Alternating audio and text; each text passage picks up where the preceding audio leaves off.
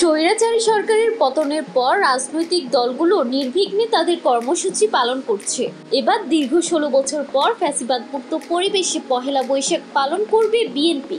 এজন্য বড় পরিসরে দিনটি উদযাপনের সিদ্ধান্ত নিয়েছে দলটি। আর পহেলা বৈশাখ উপলক্ষে দেশীয় সংস্কৃতি ফুটিয়ে তুলতে দলীয়ভাবে নানা কর্মসূচি গ্রহণ করা হয়েছে। ওই দিন বৈশাখী যাত্রা অথবা র্যালি থেকে শুরু করে মেলা সহ বিভিন্ন সাংস্কৃতিক অনুষ্ঠান করা হবে। সারা দেশের মহানগর, জেলা ও উপজেলায় এই কর্মসূচি পালিত হবে। সোমবার রাতে রাজধানীর গুলশানে বিএনপি চেয়ারপারসনের রাজনৈতিক কার্যালয়ে দলের জাতীয় স্থায়ী কমিটির বৈঠকে এই সিদ্ধান্ত হয়। বিএনপির ঢাকা বিভাগীয় সাংগঠনিক সম্পাদক কাজী সাইদুল আলম বাবুল গণমাধ্যমকে জানান, পহেলা বৈশাখে সারা দেশে দলীয়ভাবে নানা কর্মসূচি হাতে নেওয়া হয়েছে।